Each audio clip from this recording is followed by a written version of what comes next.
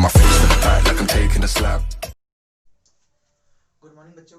अब हम इलेक्ट्रोस्टैटिक के 12th लेक्चर को स्टार्ट करते हैं। तो अगर हम लास्ट लेक्चर में बात करें बेटा, तो हम लोगों ने लास्ट लेक्चर में पढ़ा था Coulomb's law in vector form. क्या पढ़ा था बेटा? Coulomb's law in vector form. उसमें हमने आपको उस प्रॉब्लम भी कराया था बेटा। सारी बातें अगर ध्यान से देखोगे तो आपको क्लियर भी हो गई काफी कुछ। ठीक है बेटा, ठीक है। और लास्ट टाइम पे हमने ट्यूट लेक्चर भी आप लोग को अपलोड कर दिया था बेटा, 1 से 10 तक के क्वेश्चन का। ठीक है, अब आगे हम लोग कंटिन्यू करते हैं बेटा। अब आज हम 12th लेक्चर है, कौन सा? 12th lecture. ठीक है, तो आज हम बात करेंगे, अगर लास्ट पे आप ध्यान दो तो हमने आपको बताया था कि अब हम बात करेंगे Coulomb's law in dielectric medium. Coulomb's law in dielectric medium. तो हेडिंग डालते हैं Coulomb's law in dielectric medium.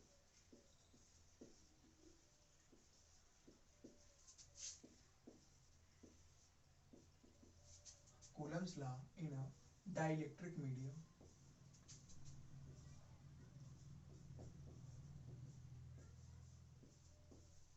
पहले समझते ये है क्या बेटा, Coulomb's law in dielectric medium. तो आराम से सारी बातों को हम समझते हैं। Coulomb's law in dielectric medium है क्या, समझते हैं बेटा इसको। एक्चुअली अगर हम सिंपल सी बात करें तो जैसे हमने करी है, दो चार्जेस है मान लो। एक चार्ज है बेटा हमारा Q1 और दूसरा चार्ज क्या है बेटा Q2। मान लो हमारे पास दो चार्ज है Q1 और Q2, एक दूसरे से कितनी दूरी पे है? मान लो r दूरी पे। तो बताओ कि ये वाला चार्ज इस पे फोर्स लगाता है कि नहीं? हाँ, ये वाला चार्ज इस पे फोर्स लगाता है रिपल्सन का, ये वाला भी इस पे फोर्स लगाता है।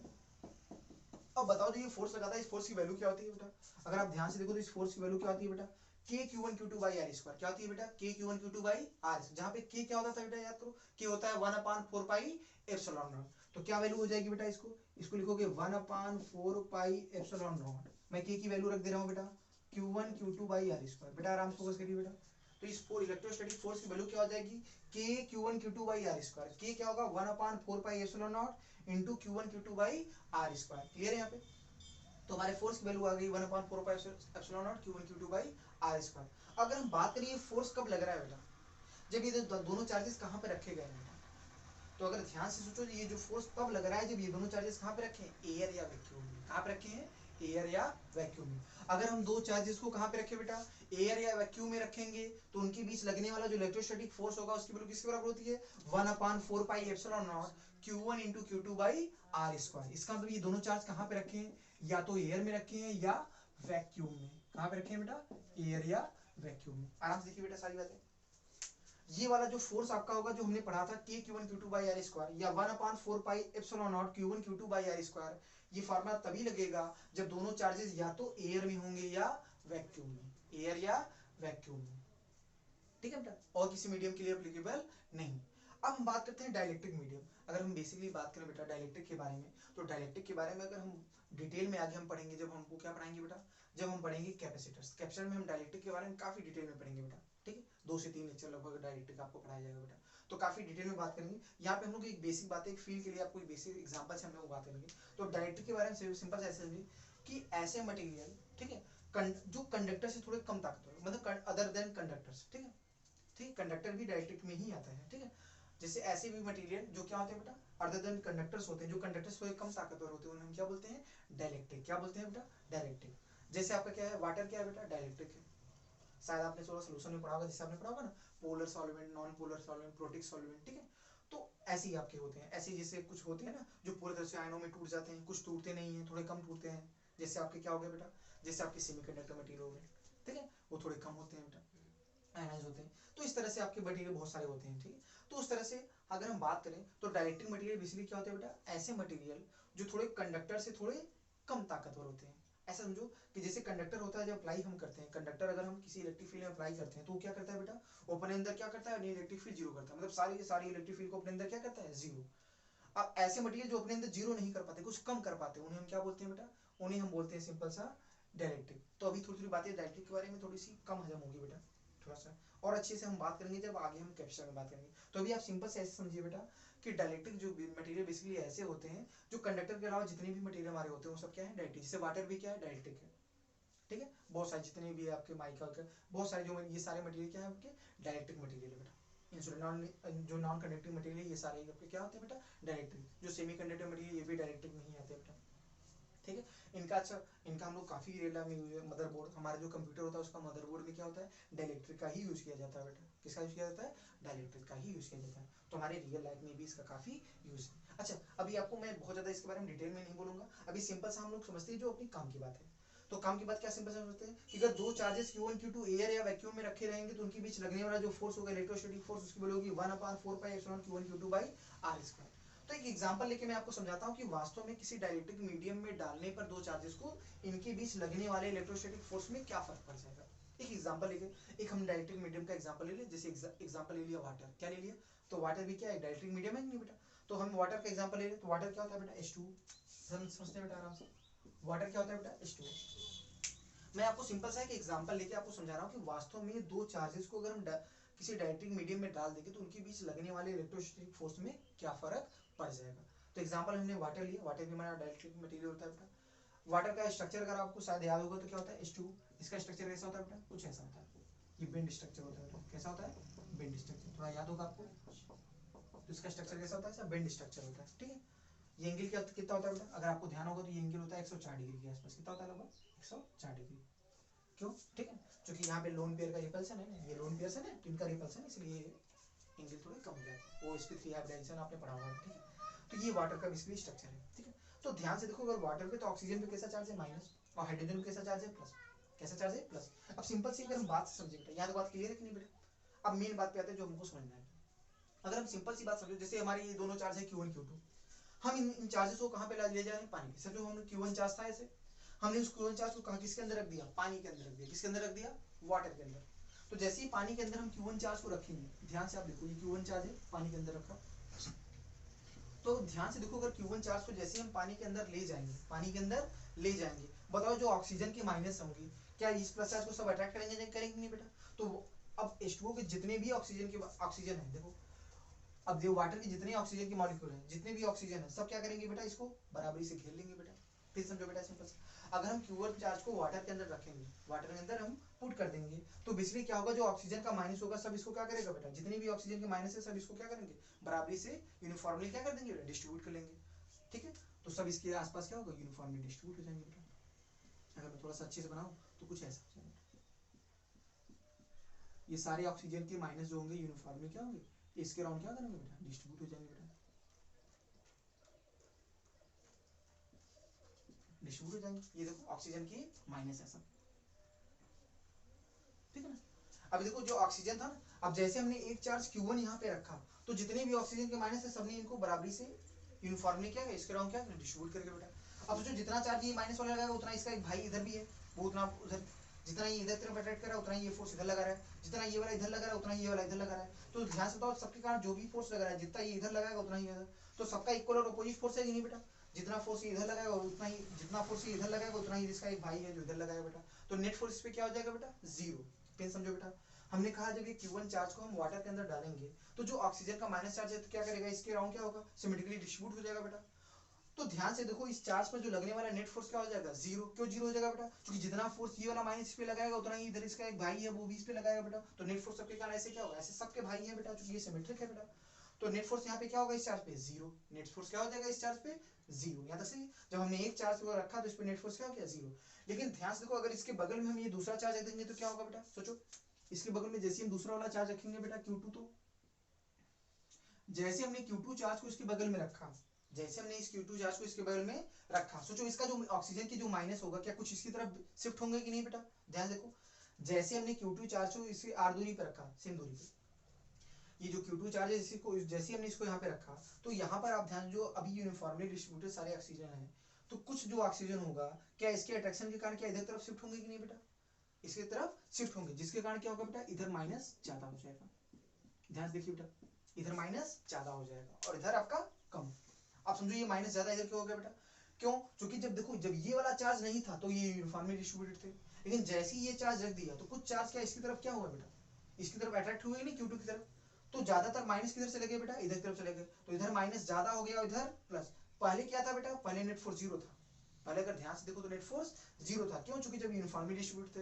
लेकिन जैसे ही आपने माइनस रखा तो कुछ इधर शिफ्ट हो गए, तो अब इधर वाले चार्ज ज्यादा हो गए, उधर कम। अब इधर चार्ज अगर ज्यादा हो गए तो इन सारे चार्जेस का नेट फोर्स किधर आएगा, इधर तरफ, और इनके कारण इधर तरफ। तो ध्यान से अगर आप देखो तो ये वाला फोर्स ज्यादा होगा और ये वाला कम, तो नेट फोर्स किधर आएगा बेटा, नेट फोर्स जाएगा आगे की तरफ, नेट फोर्स किधर जाएगा बेटा, आगे। तो ध्यान से अगर आप Q1 चार्ज पे देखोगे तो इंड्यूस इन चार्जेस को हम क्या बोलते हैं बेटा, ध्यान से, तो ये इंडक्शन के कारण आ रहा है बेटा, इन्हें हम इंड्यूस चार्ज ही बोलते हैं। क्या बोलते हैं बेटा, इन चार्जेस जो ये डिस्ट्रीब्यूट हो जा रहे हैं इन्हें हम क्या बोलते हैं, इंड्यूस चार्ज। पहले भी इनका नाम ले चुके हैं बेटा।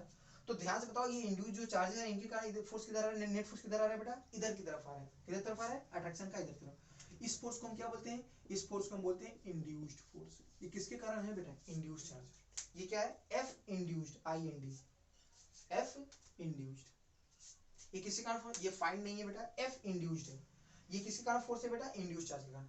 अब ध्यान से अगर आप देखो Q1 और Q2, अब पुरानी बात याद करो, मैंने एक प्रॉपर्टी आपको बताई थी, हमने क्या बताया था बेटा, दो चार्जेस के बीच लगने वाला जो इलेक्ट्रोस्टैटिक फोर्स हो तीसरे चार्ज की प्रेजेंस या एब्सेंस पे डिपेंड नहीं करता। मतलब अगर दो चार्ज है उनके बीच जो भी फोर्स लग रहा है उनके सराउंड में अगर कोई चार्ज आ जाए या ना आए उससे उनके बीच लगने वाले फोर्स में कोई परिवर्तन नहीं होता है बेटा। मैंने आपको ये बात बताई थी। तो सोचो Q1 और Q2 के बीच जो अभी फोर्स पहले लग रहा था क्या वो फोर्स अब भी लगेगा, चाहे सराउंडिंग में चार्ज हो चाहे ना हो, यही तो प्रॉपर्टी थी। तो बताओ ये Q2 Q1 पे फोर्स कितना लगा रहा था, क्या यही फोर्स लगा रहा था कि नहीं, तो फोर्स अब भी इस पे उतना ही लगाएगा कि नहीं बेटा। तो जो इस पे Q2 Q1 पे जो फोर्स अब भी लगाएगा रिपल्सन का, वो फोर्स क्या अब भी यही होगा कि नहीं बेटा, F ही होगा कि नहीं। ये फोर्स अब भी कितना होगा बेटा, ये F ही होगा। अब ध्यान से अगर आप देखो तो Q1 वाले पे दो फोर्स आ गए। सोचो जब ये डायरेक्टिव मटेरियल नहीं था तो ये चार्जेस नहीं थे, तो फोर्स केवल क्या था, F ही। लेकिन जैसे डायरेक्टिव मीडियम डाला तो ये चार्जेस आ गए, इन्होंने एक एक्स्ट्रा फोर्स बढ़ा दिया जिसे बोलते हैं इंड्यूस्ड फोर्स। क्या बोला, इंड्यूस्ड। तो अब इस चार्ज पे एक फोर्स रहा कि दो फोर्स, अब Q1 चार्ज पे एक फोर्स नहीं रहा, कितने फोर्स हो गए, दो। एक फोर्स लगा इधर तरफ इंड्यूस्ड फोर्स, किसके कारण है, ड्यू टू इंड्यूस्ड चार्ज। वो क्यों आ रहा है, because of the directive medium, because of the directive material और मीडियम। और दूसरा आपका जो पुराना वाला फोर्स जो पहले लग रहा था, जो जिसका कोई फर्क नहीं पड़ेगा चाहे सराउंडिंग में चार्ज हो चाहे, ये पुराना वाला वही फोर्स है जो दोनों के बीच लग रहा था बेटा, Fe। ठीक है, इसके कारण इस पे जो फोर्स लग रहा था वो Fe, जो कि हमने बताया था कि दो चार्जेस के बीच लगने वाला जो इलेक्ट्रोस्टैटिक फोर्स होगा वो सराउंडिंग में उपस्थित किसी भी तीसरे चार्ज की एब्सेंस या प्रेजेंस पे डिपेंड नहीं करता। मैंने आपको प्रॉपर्टी बताई थी, the electrostatic force acting between two charges does not depend on presence और absence of the other charges. तो इस कारण इन दोनों के बीच जो लगने वाला फोर्स जो पहले लग रहा था वही फोर्स अब भी लगेगा, उसका इनके प्रेजेंस से कोई खास फर्क नहीं पड़ेगा। तो क्या फर्क पड़ा इनकी प्रेजेंस से, एक एक्स्ट्रा फोर्स आ गया। ये एक्स्ट्रा फोर्स किसके कारण है, due to material, dielectric material, dielectric material. क्या पहले ये फोर्स था ये वैक्यूम में, नहीं था, लेकिन अब आ गया। तो ध्यान से अगर आप देखो तो पहले फोर्स क्या लग रहा था, केवल Fe। अब फोर्स क्या लगा, अब दो फोर्स लगा, Fe और F इंड्यूस। तो बताओ नेट फोर्स बढ़ा कि घटा, घट गया। पहले फोर्स केवल यही था, अब फोर्स दिस माइनस दिस हो गया बेटा, अब फोर्स घट गया। इसका मतलब क्या बात क्लियर हो गई बेटा, कि अगर हम दो चार्जेस को डायलेक्ट्रिक मीडियम में डाल देंगे तो उनके बीच लगने वाला फोर्स बढ़ता है, घट जाता है, घट जाता है। क्या कर जाता है, घट जाता है। आराम से इस बातों को नोट कर लीजिए बेटा, आराम से इन सारी बातों को नोट आउट कर लीजिए।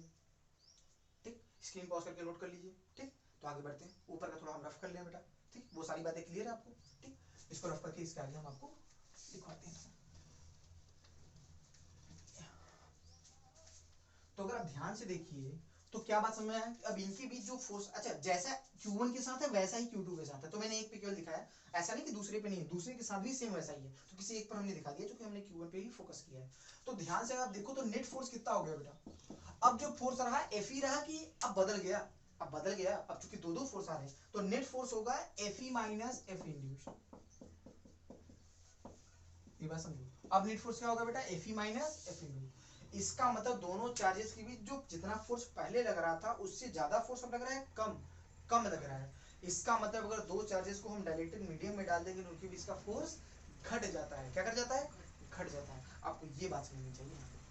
तो बात क्लियर हो रही है, डायरेक्ट्रिक में डालने से क्या फर्क पड़ा, डायरेक्ट्रिक में डालने से फर्क ये पड़ा कि इंड्यूस चार्जेस आ गए जिनके कारण एक एक्स्ट्रा फोर्स आ गया जिसे हम क्या बोलते हैं, इंड्यूस्ड फोर्स। ये क्यों आया बेटा, क्योंकि इस प्लस वाले को ये सारे माइनस वाले क्या करेंगे, अट्रैक्ट करेंगे, तो सबका फोर्स इधर आएगा, तो नेट फोर्स किधर दिखेगा, इधर तरफ, जो ये F इंड्यूस। ये बहुत ज्यादा नहीं, आप ऐसा मत समझो कि ये वाला इलेक्ट्रोस्टैटिक फोर्स से भी ज्यादा होगा, ऐसा नहीं होता बेटा, ये बहुत कम होता है। इसलिए आपका नेट फोर्स होगा Fe माइनस F इंड्यूस। तो ध्यान से देखो, डायरेक्ट्रिक मीडियम में डालने पर नेट फोर्स, देखो पहले फोर्स क्या था, केवल Fe था, लेकिन मीडियम में डालने पर फोर्स क्या हो गया, Fe माइनस F इंड्यूस। बढ़ा कि घटा, घट गया। इसीलिए बोला जाता है डायरेक्टिव मीडियम में डाले पर नेट फोर्स क्या करता है, घट जाता है। तो क्या बोला गया, इस फोर्स की वैल्यू क्या लिखी गई बेटा, जब डायरेक्टिव मीडियम में किसी चार्ज को डाल देते तो उनके बीच लगने वाला फोर्स क्या होता है, तो उसका फॉर्मूला क्या देगा उसके बारे में बताया गया है, वो वैल्यू हो जाती है 1/4 पाई एप्सिलॉन आर, और एक टर्म आ जाता है इसे बोलते हैं एप्सिलॉन आर। क्या बोला गया नया फोर्स क्या होगा बेटा इनकी इसका net force 1/4 pi epsilon naught into epsilon R into Q1 Q2 by are square. पहले समझ लो बेटा Q1 Q2 बाई, अब नया फोर्स ये होगा बेटा। अब जो फोर्स घट गया उसकी वैल्यू कितनी है उसके बारे में बताया गया ये है। तो ध्यान से देखो एक नया टर्म आ गया एप्सिलॉन आर, क्या गया एप्सिलॉन आर। ध्यान देखो तो क्या बोला गया कि जो फोर्स होगा एप्सिलॉन आर से घट गया। देखो ध्यान से सोचो 1/4 pi epsilon Q1 Q2 by are square by epsilon R ही तो है। तो जो फोर्स था वो एप्सिलॉन आर के फैक्टर से घट गया, एप्सिलॉन आर के फैक्टर के से घट गया। इसको बेटा नीचे वाला हम रफ कर रहे हैं थोड़ा, ठीक। तो ध्यान से अब जो फोर्स हमारा घट गया, अब एक्चुअली एप्सिलॉन आर के बारे में तो समझ, ये एप्सिलॉन आर को हम कहते क्या है बेटा, ये बेसिकली क्या है हमारा, ये एप्सिलॉन आर जाती है तो साफ साफ इसमें हम चेष्टा नहीं करते। तो जो एप्सिलॉन आर है उसको हम बोलते हैं बेटा, इसको हम बोलते हैं relative permittivity of the medium. क्या बोलते हैं इसको हम, इसका नाम क्या है, इसे हम बोलते हैं relative permittivity of the medium.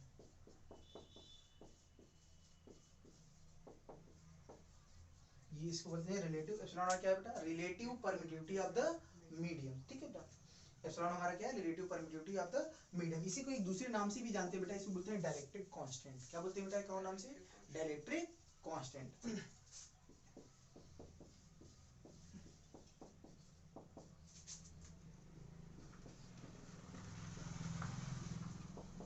इसे क्या बोलते हैं, dielectric constant of the medium, dielectric constant of the medium भी बोल सकते हैं।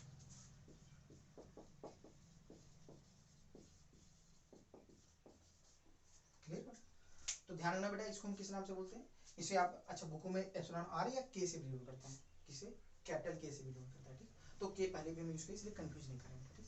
तो एप्सिलॉन आर ही इस्तेमाल करें। तो इसे हम क्या बोलते हैं, relative permittivity of the medium या dielectric constant of the medium. Clear है।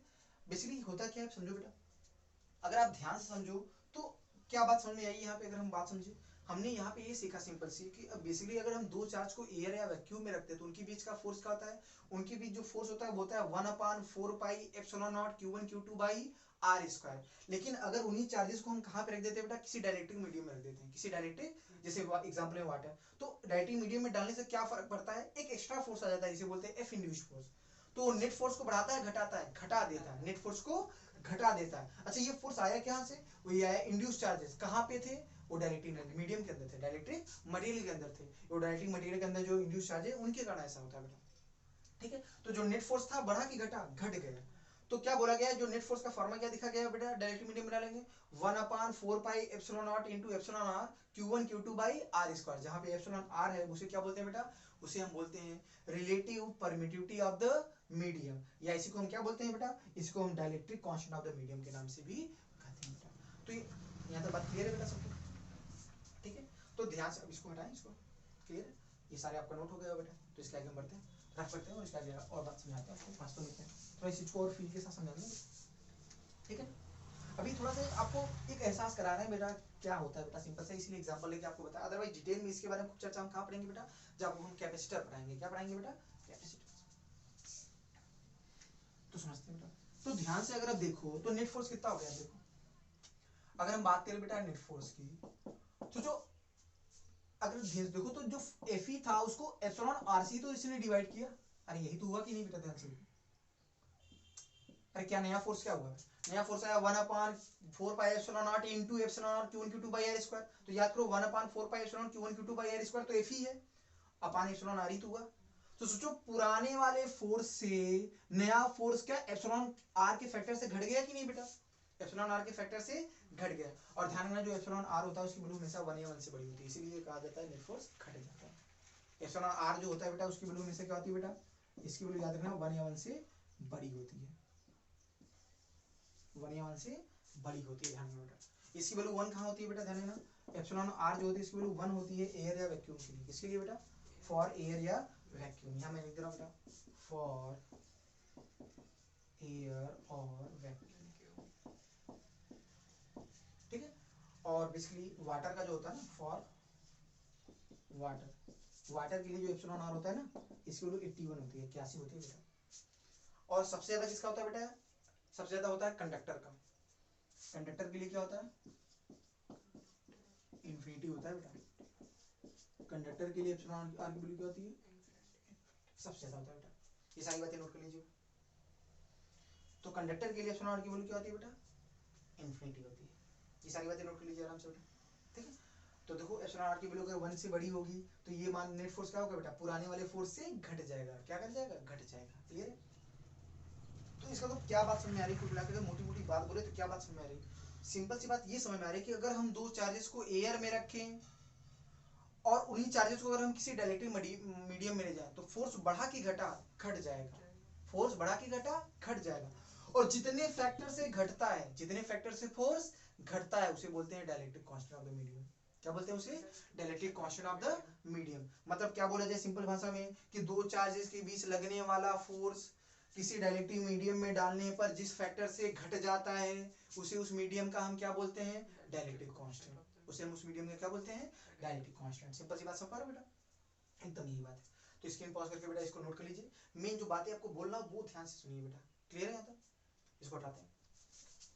तो एक बात तो क्लियर हो गई, इसका मतलब दो चार्जेस के बीच लगने वाला जो इलेक्ट्रोस्टैटिक फोर्स किसी भी मीडियम में अगर हमने चार्जेस को पुट किया तो उनके बीच लगने वाला फोर्स जिस फैक्टर से घट जाता है उसे हम उस मीडियम का क्या बोलते हैं, डायलेक्ट्रिक कांस्टेंट। क्या बोलते हैं, डायलेक्ट्रिक कांस्टेंट। सिंपल सी भाषा में अगर आपसे क्वेश्चन हम पूछे, हमने कहा दो चार्जेस हैं उनके बीच अभी फोर्स लग रहा है मान लो 20 न्यूटन। कितना लग रहा है, 20 न्यूटन। एक सिंपल सा ऐसी क्वेश्चन पूछ रहा हूँ, आप देखो अब फटाक से अगर दिमाग लगाओगे समझ जाओगे।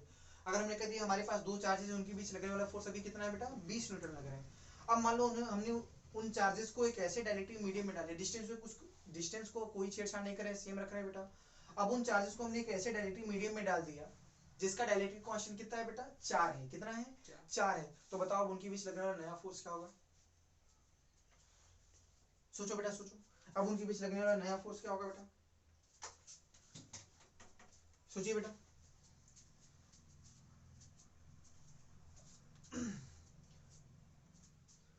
सोचो सोचो ध्यान से देखो कि दोनों चार्जेस के बीच पहले फोर्स कितना लग रहा था बेटा, जब वो एयर या वैक्यूम में थे तो उनके बीच फोर्स कितना था बेटा, जब वो एयर या वैक्यूम में थे तो उनके बीच फोर्स था 20 न्यूटन। कितना था, 20 न्यूटन।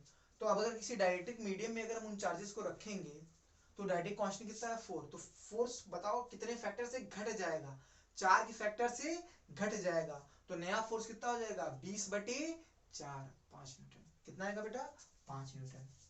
मेरी बात समझ में आ रही है बेटा, समझो बेटा। सिंपल सा क्वेश्चन लिख लो, एक क्वेश्चन ले लो, एक क्वेश्चन आप लोग लिखिए सब लोग, एक क्वेश्चन लिखिए बेटा, ठीक है। कुछ ब्रेक करना है, ठीक है। तो हम क्वेश्चन की बात करते हैं बेटा। तो लिखिए क्वेश्चन सब लोग बेटा, ठीक है। अपने नोट्स कॉपी में क्वेश्चन नोट करिए बेटा सबसे पहले, ठीक है। तो पहला क्वेश्चन सिंपल सेट करते हैं, लिखिए क्वेश्चन, देखो। The electrostatic force, the electrostatic force acting between two charges, the electrostatic force acting between two charges when they are placed, देखिए बेटा फटाफट, the electrostatic force acting between two charges when they are placed in air at some distance is 40 Newton, is 40 Newton, full stop. When we put these charges, when we put these charges into a dielectric medium, into a dielectric medium of dielectric constant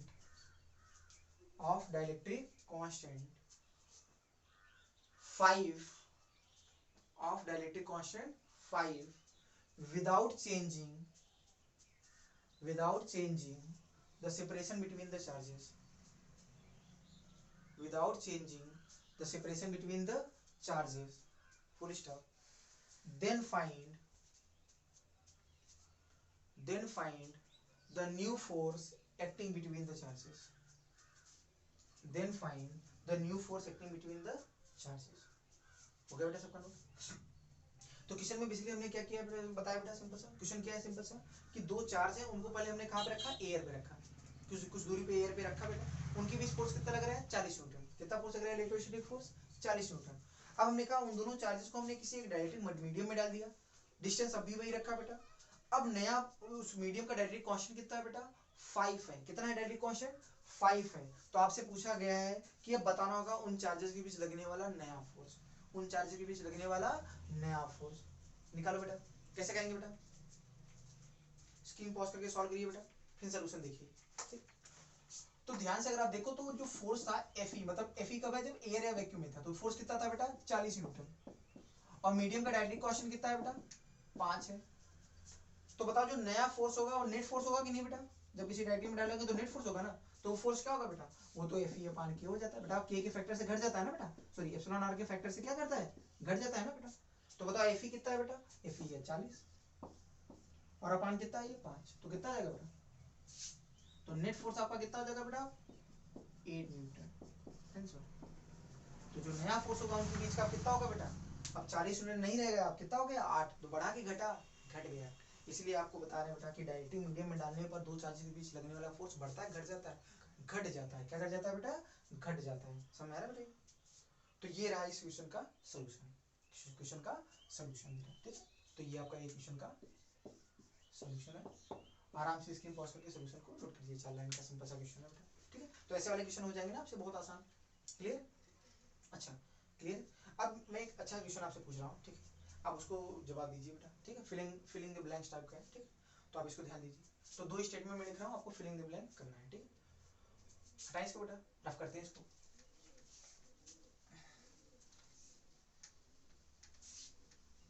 question में क्या है बेटा,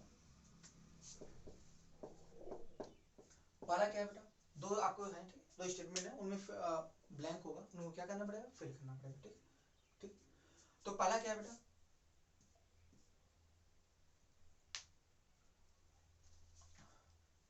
force on Q1 due to Q2 only, और यहाँ पे से blank है, खाली जगह आ गई।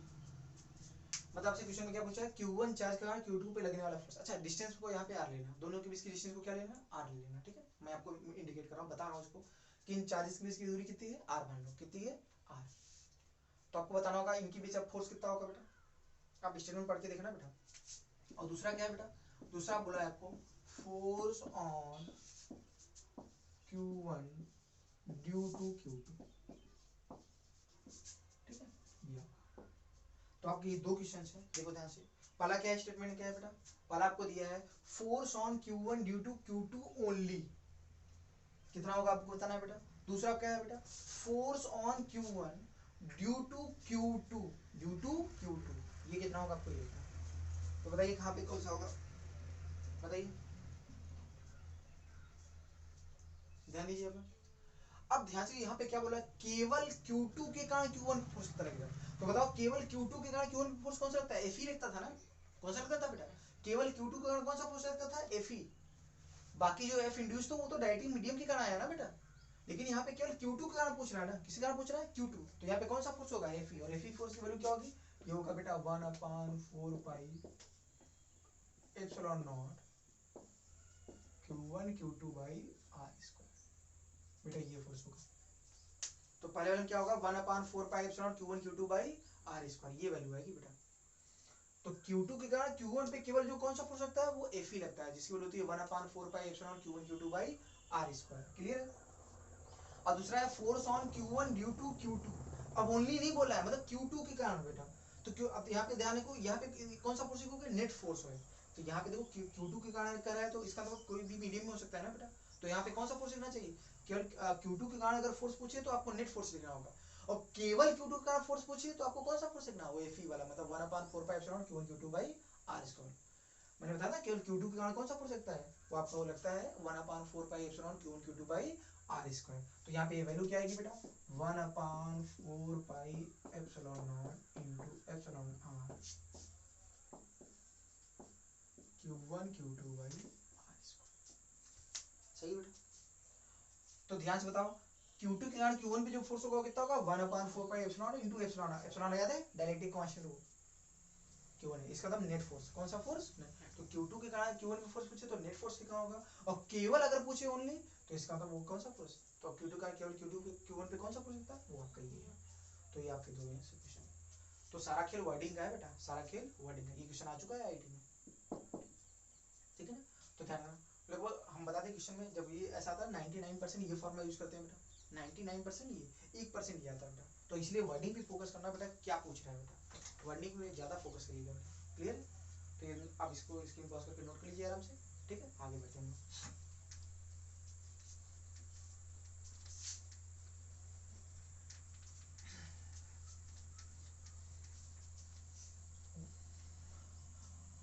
तो कूलम्ब्स लाइन है डायरेक्टिव मीडियम लगभग हम लोग का काफी क्लियर है, ठीक है। तो इसमें सारी बातें लगभग हम लोग की क्लियर है। अच्छा कुछ बता दे रहे इसमें और कैसे क्वेश्चन आते हैं बेटा। याद है हम लोग का पेंडुलम प्रॉब्लम जो हमने पढ़ा था, पेंडुलम प्रॉब्लम। तो कभी कभी वैसे क्वेश्चन पेंडुलम प्रॉब्लम वाले भी यहाँ पर यूज किए जाते हैं। क्या करते हैं बेटा इस क्वेश्चन में ध्यान से देखो, सिंपल सा।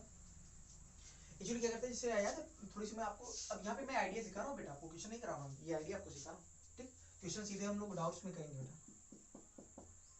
तो जो पेंडुलम प्रॉब्लम था हम लोग का ना, अब जैसे आप करते क्या है कभी क्वेश्चन ऐसे, ये पेंडुलम था ना आपका ऐसा,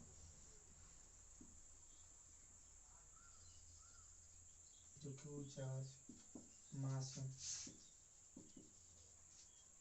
अब करते क्या है बेटा इन चार्जेस को, अब इसे किसी डायरेक्टिव मीडियम में डाल देंगे। क्या करेंगे बेटा इन चार्जेस को किसी डायरेक्टिव मीडियम में डाल देंगे।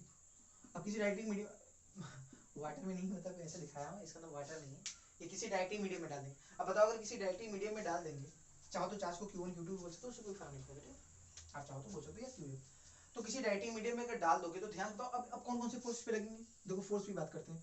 देखो पहले तो फोर्स इसका कौन सा फोर्स लगेगा, इसका वेट mg। डालोगे तो किसी न किसी एंगल पे इक्विलिब्रियम में आएगा कि नहीं बेटा।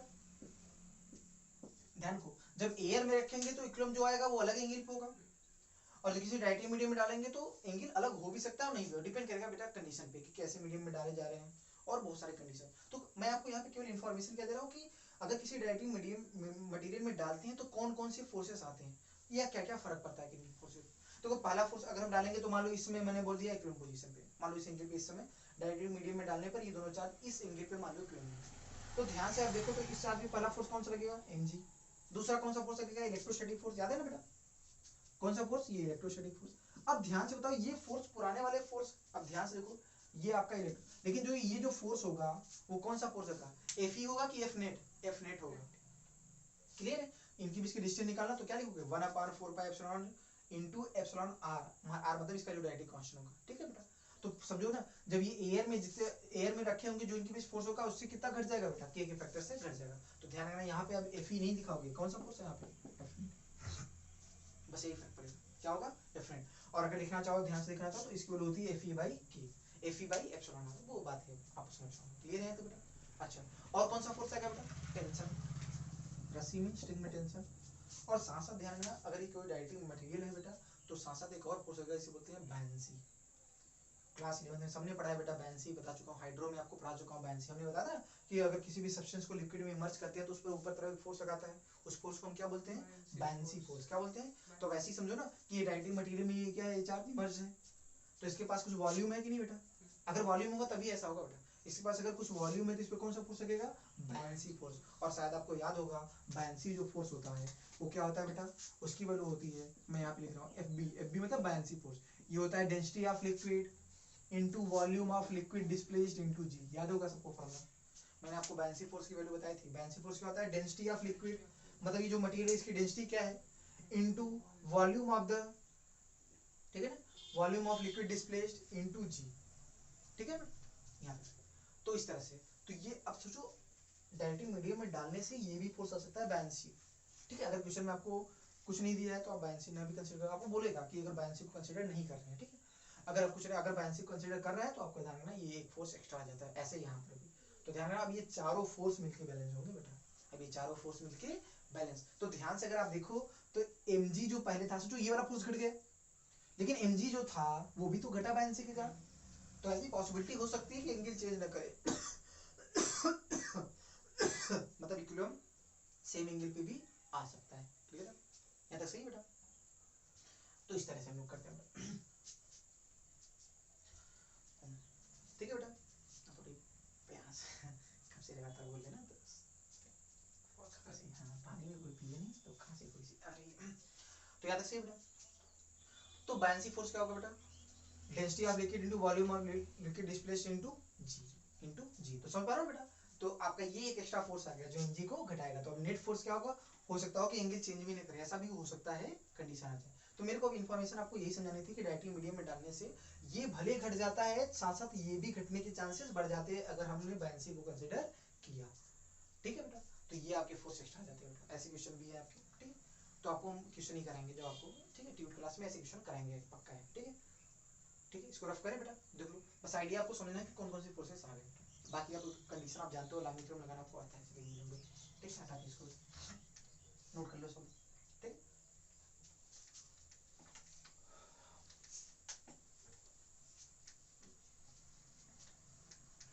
चलो आगे आगे बढ़ते बेटा।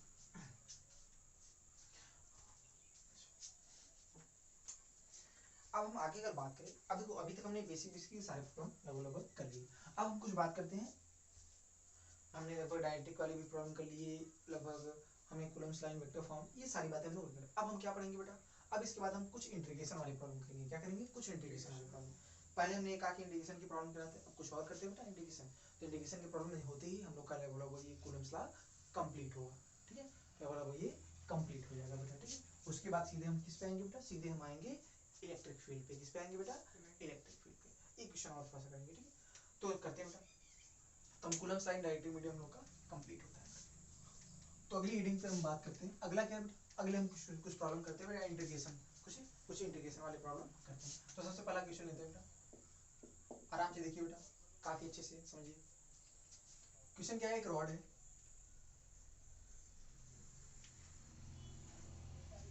ठीक है?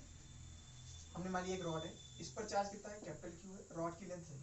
आप समझिए बेटा, कैपिटल क्यू क्या है? रॉड पे चार्ज क्या है, कितना है बेटा? कैपिटल क्यू है, इसकी लेंथ कितनी है? एल है। इस रॉड से ए दूरी पर, कितनी दूरी पे? ए दूरी पर एक दूसरा चार्ज स्मॉल क्यू है बेटा। तो अब ध्यान से देखो, क्या ये वाला चार्ज मतलब इस पे भी चार्ज है कि नहीं? हाँ, इस रॉड पे भी चार्ज है और इस पे भी चार्ज है। तो बताओ ये वाला जो चार्ज है क्या इस रॉड की फील्ड में है कि नहीं बेटा? तो ये वाला इस पे क्या लगेगा? फोर्स लगेगा कि नहीं बेटा? तो क्वेश्चन में आपसे यही पूछा है, आपसे क्वेश्चन में पूछा है कि इस रॉड के कारण इस स्मॉल क्यू चार्ज पे कितना इलेक्ट्रोस्टैटिक फोर्स लगेगा। फिर से ध्यान, क्वेश्चन में क्या बोला है? इस रॉड के कारण इस छोटी से चार्ज स्मॉल क्यू पर लगने वाला जो इलेक्ट्रोस्टैटिक फोर्स है उसको आपको निकालना है। तो क्वेश्चन क्या लिखो? तो देखो, find electric force on charge q due to the rod।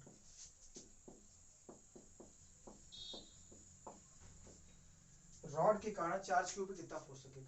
आपसे क्वेश्चन में क्या पूछा है? इस रॉड के कारण स्मॉल चार्ज क्यू पे कितना फोर्स लगेगा, ये निकालना है। क्वेश्चन देखिए बेटा, ठीक? अब ये क्वेश्चन करना है तो आराम से, अगर जिनको इंटीग्रेशन के अभी थोड़ा सा आइडिया थोड़ा कम है तो आराम से इसको फील करो, क्वेश्चन जो बता रहा हूँ बेटा अच्छे से फील करो, क्या क्या बातें कर रहा हूँ बेटा। ठीक है, अब कैसे करेंगे बेटा? तो ठीक है, अब सोल्यूशन पे आते हैं बेटा। सबका क्वेश्चन नोट हो गया बेटा आराम से? तो आप से आप इस, अगर जिनको लग रहा है हाँ थोड़ा सा आ रहा है तो आप स्क्रीन पर उसको ट्राई कर सकते हो, अदरवाइज सोल्यूशन आप आराम से कंटिन्यू करके देखिए। तो सोल्यूशन पे आते हैं बेटा, ठीक? आप समझते हैं कैसे सॉल्व करेंगे इसको? तो अगर हम सोल्यूशन की बात करें,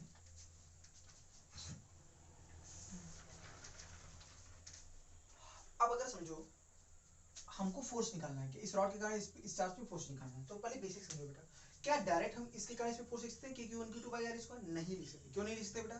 क्योंकि याद करो कूलम्ब्स लॉ किसके लिए एप्लीकेबल है? Only for point charges. ये तो पॉइंट चार्ज है, ठीक है बच्चों? तो फिर अब क्या बताओ, ध्यान से देखो, तो इस रॉड के कारण इस चार्ज पे जो लगने वाला फोर्स हम डायरेक्ट लिख नहीं सकते। क्यों? क्योंकि ये पॉइंट चार्ज नहीं है। तो हम कैसे करेंगे बेटा? तो ध्यान से देखो, इसके लिए तरीका क्या होगा? तो याद करो बेसिक। तो क्या करना चाहिए? इस रॉड को क्या छोटे छोटे चार्जेस में तोड़ लेना चाहिए नहीं बेटा?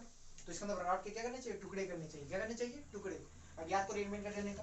तो बताओ, अगर ध्यान से दो, चलो मान लो किसी बच्चे ने कहा सर इसके 100 टुकड़े कर लेते हैं रॉड के। क्या कर देते हैं? 100 टुकड़े। समझो बेटा, फील करो इंडिकेशन में। किसी ने कहा इसके 100 टुकड़े कर लेते हैं और हर एक टुकड़े का इस पे हम फोर्स निकाल के रख देते हैं बेटा। भाई इसकी इस रॉड के क्या करते हैं 100 टुकड़े कर लेते हैं और हर एक टुकड़े का इस पे फोर्स निकाल के जोड़ लेते हैं, टोटल फोर्स आ जाएगा। हमने कहा सही है। किसी बच्चे ने कहा सर इसके 1000 टुकड़े कर लेते हैं, कितने टुकड़े 1000, तो बताओ और हर एक टुकड़े का फोर्स निकाल के हम क्या कर लेते हैं जोड़ लेते हैं, टोटल फोर्स आ जाएगा। तो बताओ 100 वाला ज्यादा एक्यूरेट है कि 1000 वाला? 1000 वाला। क्यों? क्योंकि इसका टुकड़ा बहुत छोटा है, ठीक है। अब मान लो किसी बच्चे ने कहा सर 1 करोड़ टुकड़े कर लेते हैं, तो क्या वो एक्यूरेट है कि नहीं बेटा? इसका मतलब इस रॉड के जितने ज्यादा टुकड़े होंगे क्या हमारा जो रिजल्ट है उतना ही ज्यादा एक्यूरेट आएगा कि नहीं? तो हमने क्या किया बेटा, इस रॉड के हम अनंत टुकड़े कर लें। क्या कर लें बेटा? अगर हम इस रॉड के अनंत टुकड़े कर लें तो हमारा जो एक छोटा सा टुकड़ा आएगा उसे हम बोलते हैं डिफरेंशियल एलिमेंट। इसके बारे में हमने आपको डिफरेंशिएशन में पहले ही सिखा चुके हैं। जब शुरुआत में बेसिक टूल के लेक्चर लिया था तो हमने आपको डिफरेंशिएशन का आइडिया दिया था और मैंने आपको सिखाया भी था। तो अगर इस रॉड के हम कितने टुकड़े कर ले बेटा, अनंत टुकड़े कर दे, तो एक जो छोटा सा टुकड़ा होगा उसे हम क्या बोलते हैं, डिफरेंशियल एलिमेंट, डीएक्स। क्या बोलते हैं, डीएक्स। तो वही काम यहाँ भी करेंगे। तो यहाँ पे क्या करेंगे, एलिमेंट कट करेंगे। क्या करेंगे, एलिमेंट। तो याद करो रॉड पे हमने क्या बताया था, एक्स पे जाके डीएक्स, एक्स पे जाके डीएक्स। तो क्या करेंगे बेटा, यहाँ से एक्स पे जाके डीएक्स का एक एलिमेंट कट करेंगे। तो एक्स कहाँ से लेंगे बेटा, हमने कहा था जहाँ सुविधा पड़े तो क्यों से ले लेते हैं। एक्स पे जाके यहाँ पे एक छोटा सा हमने एलिमेंट लिया। अच्छा दिखाने के लिए आपको बहुत बड़ा दिखाया गया बेटा, है बहुत छोटा ही, ठीक है ना, ये बहुत छोटा एलिमेंट है डी। दिखाने के लिए आपको थोड़ा बड़ा दिखा रहा हूँ बेटा, अदरवाइज ये है बहुत छोटा सा। एक्स पे जाके ये डीएक्स का एलिमेंट है, एक्स पे जाके ये डीएक्स लिखा है बेटा, ठीक है। कोई दिखाई नहीं दे रहा तो ध्यान रखो डीएक्स, एक्स पे जाके ये डीएक्स का, ये एरो में क्या हटा देता हूँ तो इससे ज्यादा दिखा रही, ये डीएक्स है। एक्स पे जाके डीएक्स का हमने क्या है, मतलब ये चौड़ाई जिसकी कितनी है वो कितनी है, डीएक्स। तो हमने बड़ा दिखा है, अदरवाइज है ये बहुत छोटा, ये टेंडिंग टू जीरो है बेटा, टेंडिंग टू जीरो के जस्ट बड़ा है, ठीक है। अब ध्यान से बताओ ये जो छोटा सा एलिमेंट है क्या इस पे चार्ज भी है क्या? हाँ। क्या इस छोटे से एलिमेंट में छोटा सा चार्ज निकाल सकते हो नहीं बेटा? अब सोचो यहाँ पे चार्ज कहाँ पे डिस्ट्रीब्यूट है, सरफेस पे लेंथ में डिस्ट्रीब्यूट है, एरिया में कि वॉल्यूम में, लेंथ में डिस्ट्रीब्यूट है। अब याद करो जब भी कभी चार्ज लेंथ में डिस्ट्रीब्यूट करता है कैसे डिनोट करते हैं, लेमडा से। याद करो किसे डिनोट करते हैं, लेमडा। तो लेमडा बताओ क्या होता है, charge per unit length, charge upon length. तो लेमडा की वैल्यू क्या है, क्यू बाई एन। तो लेमडा क्या होता है, यूनिट लेंथ पे कितना चार्ज होता है उसे क्या बोलते हैं, लेमडा। लेमडा क्या होता है, यूनिट लेंथ पे कितना चार्ज है उसे क्या बोलते हैं, लेमडा। तो ध्यान से बताओ इसकी लेंथ कितनी है, dx, इसकी लेंथ कितनी है, dx। तो dx लेंथ पे छोटा सा चार्ज dq आएगा, क्या उस dq चार्ज की वैल्यू निकाल सकते हैं कि नहीं बेटा? सोचो यूनिट लेंथ पे चार्ज कितना है, लेमडा, यूनिट लेंथ पे चार्ज कितना है, लेमडा। तो बताओ dx लेंथ पे चार्ज कितना हो जाएगा, लेमडा इनटू dx। आराम से देखो पेन से, हमने क्या किया, एलिमेंट कट किया, x पे जाके dx का एलिमेंट कट किया। अब रॉड में क्या हर एक जगह पे भाई चार्जेस हैं, हर जगह चार्जेस है बेटा। तो इस छोटी सी लेंथ में कितना चार्ज है ये अगर हम निकाले तो हम इसके कारण इस पे जो फोर्स होगा वो लिख सकते हैं बेटा। तो ध्यान से बताओ इस छोटी सी लेंथ में कितना चार्ज, इसको निकालने का तरीका क्या होगा। सबसे पहले हमने लेमडा डिफाइन किया, लेमडा याद करो, क्यों लेमडा डिफाइन करोगे, क्योंकि चार्ज यहाँ पे किसमें डिस्ट्रीब्यूट है, लेंथ में। और हमने आपको बताया था जब कभी भी चार्ज लेंथ में डिस्ट्रीब्यूट होता है तो उस तरह के डिस्ट्रीब्यूशन को क्या बोलते हैं, लीनियर चार्ज डिस्ट्रीब्यूशन, ठीक है। तो यहाँ पे लेमडा से डिनोट करते हैं, किससे डिनोट करते हैं, लेमडा। और लेमडा क्या होता है, charge per unit length, charge upon length. अब ध्यान से बताओ, अब अगर मुझे इस छोटी सी लेंथ में अगर चार्ज लिखना होगा तो ध्यान से बताओ इस छोटी सी लेंथ पे जो चार्ज, बताओ लेमडा क्या बोलता है, यूनिट लेंथ पे जो चार्ज है उसे बोलते हैं लेमडा। तो dx लेंथ पे चार्ज कितना होगा उसे बोला dq, तो dq बोलो क्या होगी, लेमडा इनटू dx। ये वही बात है बेटा कि यूनिट लेंथ पे, ये वही बात है कि 1 रुपए में 2 पेन तो 2 रुपए में कितने पेन, वही वाला है यूनिटी मेथड, सिंपल सा। तो बताओ यूनिट लेंथ पे चार्ज कितना है, लेमडा, तो dx लेंथ पे चार्ज कितना होगा, लेमडा इनटू dx। तो इस पे जो छोटा सा चार्ज आएगा वो होगा लेमडा इनटू, ऐसा समझ आया। अब बताओ इस छोटे से चार्ज के कारण इस पे जो फोर्स होगा क्या लिख सकते हैं नहीं बेटा? बताओ ये वाला चार्ज से छोटे से चार्ज के कारण इस पर जो फोर्स होगा ये अट्रैक्ट करेगा, रिपेल करेगा। बताओ ये प्लस ये भी प्लस, क्या रिपेल करेगा कि नहीं बेटा? तो इस पे जो फोर्स छोटा सा लगेगा। अब बताओ छोटे से चार्ज का छोटा सा फोर्स, बड़ा सा फोर्स, छोटा सा फोर्स। तो छोटा सा फोर्स जो डीएफ लगा वो क्या करेगा, रिपल्सन का होगा। ऐसे बताओ जितनी भी चार्ज होगी सबके कारण फोर्स क्या इधर की तरफ होगा कि नहीं बेटा? सबके कारण फोर्स क्या होगा, इधर की तरफ होगा। तो बताओ इस छोटे से फोर्स की वैल्यू बताओ कितनी होगी। अब याद करो इधर फोर्स वही है, electrostatic force K Q1 Q2 by are square. तो कहोगे सर K तो अपना K ही है। बताओ Q1 कितना है, Q1 आपका है dq इंटू Q2 क्या है, Q2 तो Q है, अपान इनके बीच की दूरी का होल स्क्वायर। आराम से बेटा सिंपल। अब बताओ इस dq की वैल्यू क्या है, लेमडा dx उठा के रखते हैं बेटा। तो क्या आएगा बेटा, K lambda dx into Q अपान, तो साफ साफ लिखो तो क्या आएगा बेटा, K Q लेमडा dx। क्या छोटे से फोर्स की वैल्यू आ गई। अब बताओ इस छोटे से एलिमेंट के कारण इस पे जो छोटा सा फोर्स लग रहा है वो आ गया कि नहीं बेटा? अब बताओ ऐसे जितने छोटे छोटे एलिमेंट के कारण फोर्स है, अगर इन सारे फोर्सेस को हम जोड़ दें क्या टोटल फोर्स आ जाएगा कि नहीं बेटा? भाई इसके कारण इस पे जो फोर्स अगर है वो हमने निकाल लिया छोटे से एलिमेंट। ऐसे हर जैसे यहाँ पर एलिमेंट है उसके कारण फोर्स होगा, यहाँ वाला एलिमेंट, यहाँ वाला एलिमेंट, क्या हर एक एलिमेंट का फोर्स लगेगा कि नहीं बेटा? और सबकी दूरी से सेम है कि अलग अलग है, इसीलिए एक्स भी यहाँ वेरी कर रहा है बेटा। एक्स यहाँ पे क्या कर रहा है? वेरी कर रहा है। तो ध्यान से अगर आप देखो तो इसके कारण इसके हर एक, इस रॉड के हर एक एलिमेंट के कारण इस पे जो फोर्स है, अगर उस सारे फोर्सेस को निकाल के जोड़ ले तो काम हो जाए। तो बताओ इस छोटे से एलिमेंट का फोर्स लिखा है बेटा, ऐसे जितने फोर्स है सबके फोर्स जोड़ लेते हैं। तो जोड़ने का काम कौन करता है? इंटीग्रेशन। कौन करता है बेटा? इंटीग्रेशन। तो हम क्या करेंगे यहाँ पे बेटा? इंटीग्रेट करेंगे। क्या करेंगे? इंटीग्रेट। तो जोड़ने का काम कौन करता है? इंटीग्रेशन। तो इंटीग्रेट कर लेते हैं, तो कांस्टेंट को इंटीग्रेशन के बाद इंटीग्रेट कर लेते हैं। अब लिमिट रखते हैं, क्या रखते हैं बेटा? लिमिट। तो ध्यान से देखो, हमने आपको बताया था कि ये दूरी a है। अब लिमिट देखो बेटा, x, अब देखो x ही तो वेरिएबल, यहाँ पे वेरिएबल क्या है बेटा? x है, बाकी सब कांस्टेंट, जो कांस्टेंट बाहर आ गया, x ही हमारा वेरिएबल है। अब ध्यान से अगर आप देखो तो हम लेंथ डिस्टेंस x कहां से ले रहे हैं? यहाँ से। तो बताओ रॉड स्टार्ट कहां से हो रहा है? a दूरी से। तो x का मान सब, x की सबसे लोअर वैल्यू क्या होगी? a, और खत्म कहां हो रहा है? यहाँ पे। तो सबसे अपर वैल्यू क्या होगी बेटा? a plus l। बेटा यहाँ पे समझो आराम से, x की x हम कहां से ले रहे हैं? इस चार्ज से बेटा। तो सबसे पहला जो चार्ज रॉड पर मिलेगा वो कहां मिलेगा? यहाँ पे। उसकी बताओ यहाँ से दूरी कितनी है? a। इसका मतलब x की सबसे छोटी वैल्यू कितनी होगी? a। क्या इसी को लोअर लिमिट बोलते हैं कि नहीं बेटा? तो x की लोअर लिमिट क्या होगी? a। और सबसे आखिरी वाला चार्ज कहां मिलेगा? यहाँ पे कि यहाँ पे? यहाँ पे मिलेगा। तो इसकी यहाँ से दूरी कितनी हो जाएगी बेटा? कहोगे सर ये a है और ये l, तो ये दूरी कितनी हो जाएगी? a plus l। तो लिमिट हो जाएगी a से a प्लस क्लियर? तो ध्यान से बताओ, अब यहाँ पे फोर्स कितना देगा? तो यहाँ से इन सारे फोर्स को जोड़ दोगे, क्या होगा? अच्छा क्यों डायरेक्ट जोड़ रहे हैं? क्योंकि हर एक एलिमेंट के कारण फोर्स का डायरेक्शन क्या है बेटा?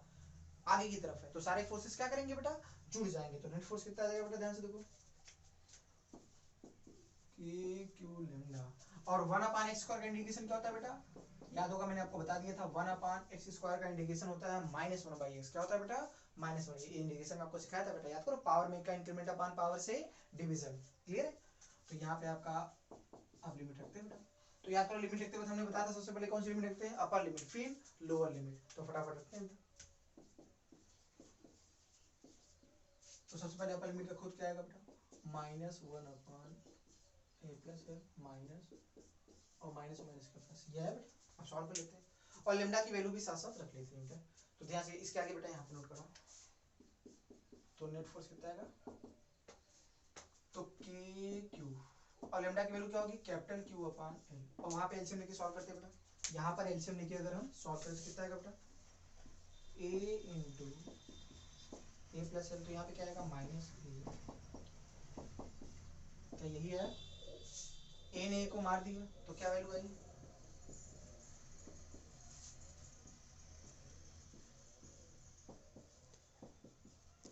बताओ, इस एल से एल कैंसिल, तो नेट फोर्स कितना है?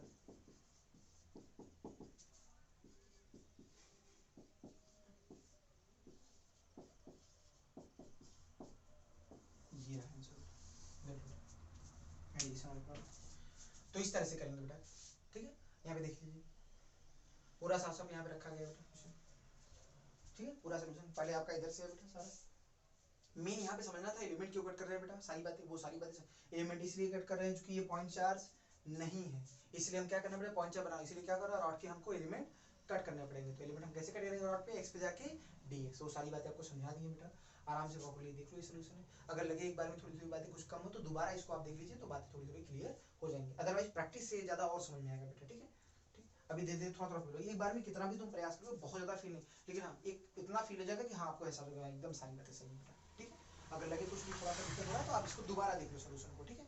क्लियर? रिवाइंड करके दोबारा देख सकते हैं, ठीक है? स्क्रीन पॉज करके सोल्यूशन को नोट कर लीजिए बेटा, ठीक है? ठीक है बेटा,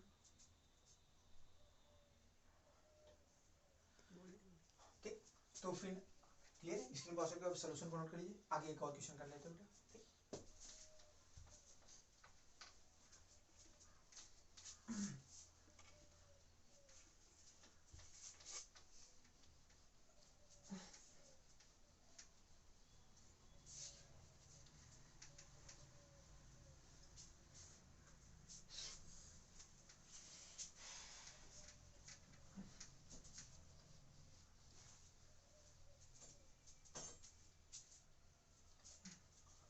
अगले क्वेश्चन पे हम आते हैं बेटा, एक और क्वेश्चन कर लेते हैं आखिरी, ठीक? अगले क्वेश्चन होगा, ठीक? इसके बाद क्लास ओवर। क्वेश्चन क्या है बेटा, सिंपल सा क्वेश्चन में आपका क्या बोला है, एक आपका ऐसा समझो कि एंगुलर आर्क है,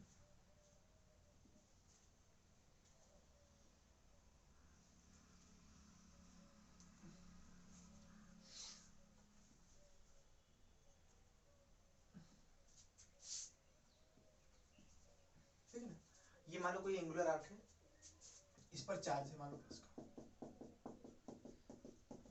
ऐसे चार्ज, इस पर जो चार्ज का डिस्ट्रीब्यूशन है हमने मान लिया लेमडा कूलम पर मीटर।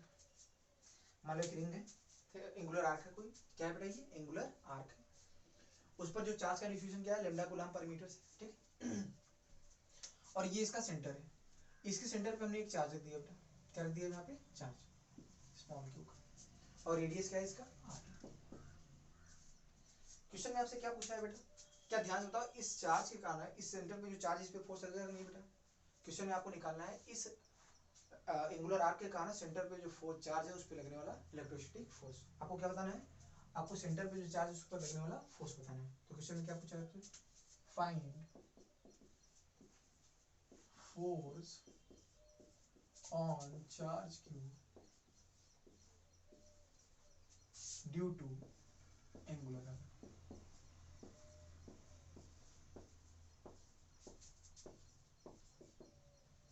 ठीक है, चार्ज q पर एंगुलर आर्क के कारण जो फोर्स लगेगा वो बताना होगा। क्वेश्चन नोट करिए बेटा इसको, ठीक है, इंटीग्रेशन का हुआ, ये दूसरा क्वेश्चन कर लें, पहले भी एक करा चुके थे बेटा, ठीक है। तो ये वाला क्वेश्चन देखते हैं, तो इस एंगुलर आर्क के कारण इस चार्ज पे लगने वाला फोर्स बताना है, इलेक्ट्रिक फोर्स बताना है। तो देखते हैं बेटा कैसे होगा, कैसे होगा बेटा, ठीक है, ठीक है, सॉल्यूशन देखते हैं बेटा, जिनको आता है वो स्क्रीन पॉज करके अपना ट्राई करें बेटा, उसके बाद सॉल्यूशन को देखिए, ठीक है। तो सॉल्यूशन बनाते हैं बेटा,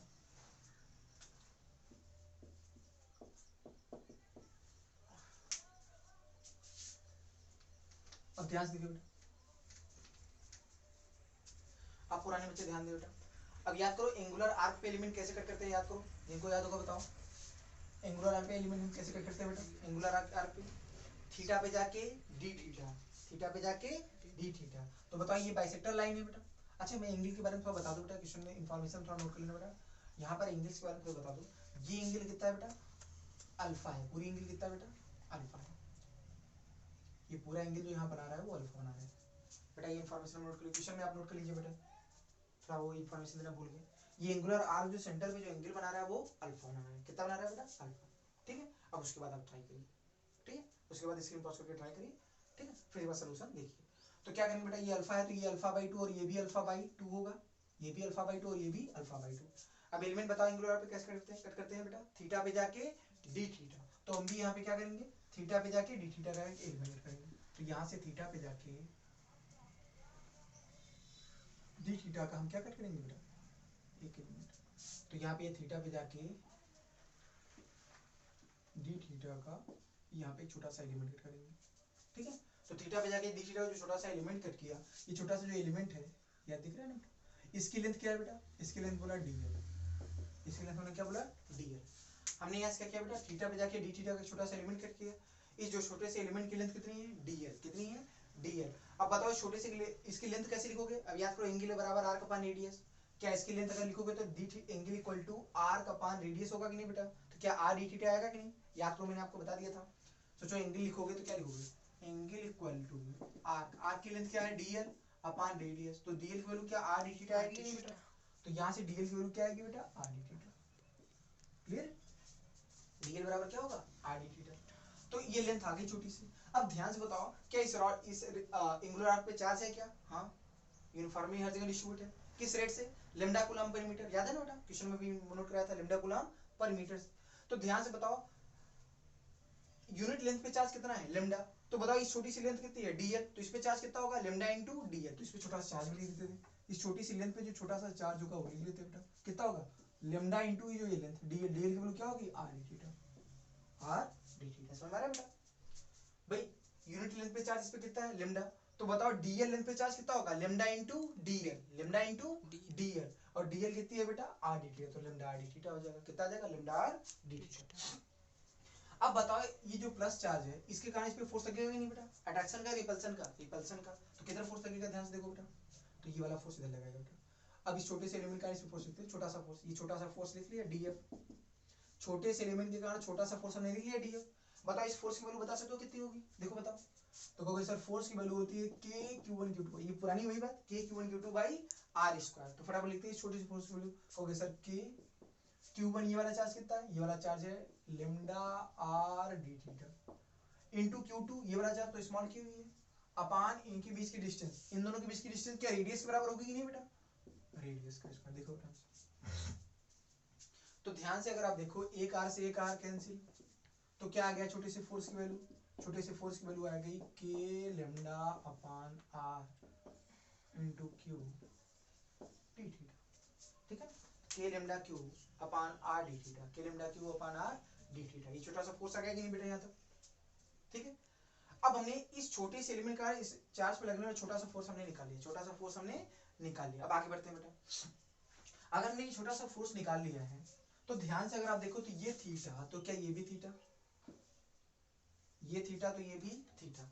अब ध्यान से बताओ ऐसे जितने भी एलिमेंट हो, तो इसके कारण फोर्स इधर है, इस वाले कारण इधर, इस वाले कारण इधर है, इस वाले कारण इधर है, तो बताओ हर एक एलिमेंट के कारण इस चार्ज पे फोर्स का डायरेक्शन सेम है कि अलग अलग, अलग अलग है भाई, इसके कारण इधर है, इसके कारण इधर है, इसके कारण इधर, तो हर एक एलिमेंट का फोर्स का डायरेक्शन अलग अलग है, तो क्या करना पड़ेगा, डायरेक्ट जोड़ेंगे तोड़ के जोड़ेंगे, तोड़ के, तो क्या करना पड़ेगा इस फोर्स का कंपोनेंट तोड़ना पड़ेगा, क्या करना पड़ेगा कंपोनेंट। तो बताओ डीएफ का इधर वाला कंपोनेंट क्या होगा बेटा, क्या डीएफ कॉस थीटा याद करो बेटा सब लोग, और इसके परपेंडिकुलर कंपोनेंट क्या होगा बेटा इधर तरफ डीएफ साइन थीटा, ठीक है, ये तो समझाना वाला था, ये तो आप समझ लो, डीएफ कॉस थीटा और डीएफ साइन थीटा। अब डीएफ रहा कि कंपोनेंट रह गए, कंपोनेंट रह गए, तो इसका मतलब देखो अगर ध्यान से देखो तो इस जो फोर्स आया उसके दो कंपोनेंट हैं, एक हुआ डीएफ कॉस थीटा और एक हुआ डीएफ साइन थीटा, तो एक है वाई के लॉन्ग और एक है एक्स के लॉन्ग, तो नेट फोर्स लिखते हैं बेटा, तो इन दोनों फोर्स को अलग अलग जोड़ना पड़ेगा, इन दोनों फोर्स को अलग अलग जोड़ना पड़ेगा। अगर थोड़ी सी बेसिक दिमाग ध्यान में रखो तो आप देखोगे एक फोर्स कैंसिल हो जाएगा, क्यों, तो ध्यान से बताओ क्या जितना एंगल इधर है उतना एंगल इधर है कि नहीं बेटा, अब जितना फोर्स इसके कारण इधर वाला लग रहा है उतना ही इधर इसका एक भाई भी तो है बेटा, जैसे यहाँ पर भी अब थीटा पे जाके डी थीटा का एलिमेंट ऐसे कट करोगे, यहाँ पर भी थीटा पे जाके डी थीटा का एलिमेंट कट करोगे तो उसके कारण फोर्स ऐसे आएगा कि नहीं बेटा, यहाँ पर भी थीटा पे जाके डी थीटा का एलिमेंट ऐसे कट करोगे तो उसके कारण भी फोर्स आएगा बेटा, ऐसे थीटा एंगल आएगा कि नहीं बेटा ये वाला, उसके कारण भी इधर डीएफ कॉस थीटा और डीएफ साइन थीटा आएगा कि नहीं बेटा, ध्यान से देखो, तो कौन सा वाला कट जाएगा बेटा, डीएफ साइन थीटा, किसके कारण, ड्यू टू सिमेट्री, सिमेट्री के कारण डीएफ साइन थीटा वाला कट जाएगा। अगर आप ऐसे में ध्यान दो लिमिट भी रखोगे तब भी देखोगे कट जाएगा बेटा, इंडिकेट करोगे तब भी देखोगे, तो सिमेट्री के कारण कौन सा कट जाएगा बेटा, डीएफ साइन थीटा वाला, तो आप क्या बोलोगे बेटा, ड्यू टू सिमेट्री, बेटा ये भी ध्यान दो यही पे अटकोगे, पहले सिमेट्री वाला देख लो क्यों ऐसा हो रहा था, ध्यान इधर ये जो थीटा वाला है इसके कारण फोर्स इधर लग रहा है तो इसका एक कंपोनेंट है DF cos theta DF sine theta, वैसी जैसे ये वैसे अगर थीटा एंगल पे अगर हम थीटा पे जाके इधर एलिमेंट हम कट करें तो ध्यान बताओ जैसे ये वैसे इसका इधर भाई भी है कि नहीं बेटा, तो उसके कारण जो फोर्स होगा सेम डीएफ, तो उसका भी एक कंपोनेंट होगा DF cos theta DF sign theta, तो डीएफ साइन थीटा कट जाएगा ना, तो कौन से कंपोनेंट कैंसिल हो रहे हैं बेटा, वर्टिकल वाले की हॉरिजॉन्टल कंपोनेंट, हॉरिजॉन्टल, तो ये वाले कंपोनेंट कैंसिल हो जाएंगे, तो नेट फोर्स किसके लॉन्ग आएगा, केवल डीएफ कॉस थीटा के लॉन्ग, तो केवल इसी को जोड़ लो यही नेट फोर्स होगा, यही मैं आपको बोल रहा हूँ। तो क्या बोल रहा हूँ, सिमेट्री के कारण जो होगा, जो एक्स के लॉन्ग जो फोर्स होगा वो क्या होगा बेटा, जो डीएफ साइन थीटा इन सबको जोड़ लो, तो ये हमेशा क्या आएगा बेटा, जीरो, क्यों, क्योंकि सिमेट्री के कारण ये क्या हो जाएंगे बेटा, कैंसिल आउट हो जाएंगे, आपको दिख रहा होगा, तो केवल कौन सा फोर्स बच जाएगा, वाई के लॉन्ग, वही क्या होगा हमारा नेट फोर्स, तो नेट फोर्स किसके लॉन्ग होगा बेटा, तो अपना जो नेट फोर्स होगा वो केवल क्या होगा बेटा, integration of DF cos theta, integration of DF cos theta. अब बताओ डीएफ की वैल्यू है ना, डीएफ की वैल्यू मालूम है ना, उठा के रखो फटाफट, काम खत्म करते हैं, फिर में करते हैं, k lambda q by r into cos, ठीक है ना। अब ध्यान से बताओ यहाँ वेरिएबल कौन से, वेरिएबल केवल यहाँ पे थीटा है, बाकी ये सब क्या है बेटा, ये सब पूरा कांस्टेंट है, ये सब क्या है बेटा कांस्टेंट, तो बताओ थीटा ही वेरिएबल है तो थीटा की लिमिट रखते हैं, बताओ, तो ध्यान से बताओ हम कहाँ से एंगल ले रहे हैं, एंगुलर बाइसेक्टर से, इधर मैक्सिमम कितना जा सकते हो, अल्फा बाई 2, देखो ये एंगल अल्फा है ना बेटा, इधर मैक्सिमम कितना, बताओ ये पूरा एंगल अल्फा है तो ये बाइसेक्टर लाइन तो इधर अल्फा बाई 2 और इधर भी अल्फा बाई 2, यहाँ से मैक्सिमम कितना जा सकते हो अल्फा बाई 2 और इधर भी कितना जा सकते हो अल्फा बाई 2, तो बताओ इधर वाले एंगल को प्लस मानोगे इधर वाले को माइनस मानना पड़ेगा कि नहीं, तो लिमिट क्या रखोगे माइनस अल्फा बाई 2 से प्लस अल्फा बाई 2, फिर से देखो बेटा लिमिट रखते हुए ध्यान रखो बेटा, यहाँ पे वेरिएबल कौन है, थीटा। थीटा की थीटा हम कहाँ से ले रहे हैं, परपेंडिकुलर बाइसेक्टर से, सॉरी एंगुलर बाइसेक्टर से ले रहे हैं बेटा। तो बताओ इधर कितना जा सकते हो, अल्फा बाई 2। तो अगर इधर वाले एंगल को प्लस मानेंगे तो इधर वाले को माइनस, तो आर्क हमारा यहाँ से स्टार्ट हो रहा है ना, तो ये होगा माइनस अल्फा बाई 2 से प्लस अल्फा बाई 2। तो लिमिट कहाँ से कहाँ रखोगे, माइनस अल्फा बाई 2 से प्लस अल्फा बाई 2। क्लियर है? तो बताओ कांस्टेंट को बाहर कर लेते हैं, तो नेट फोर्स आ जाएगा। तो नेट फोर्स अपना क्या आएगा बेटा, आपका आएगा के लैम्डा क्यू बाई आर। तो केवल क्या बचेगा अंदर, कॉस थीटा।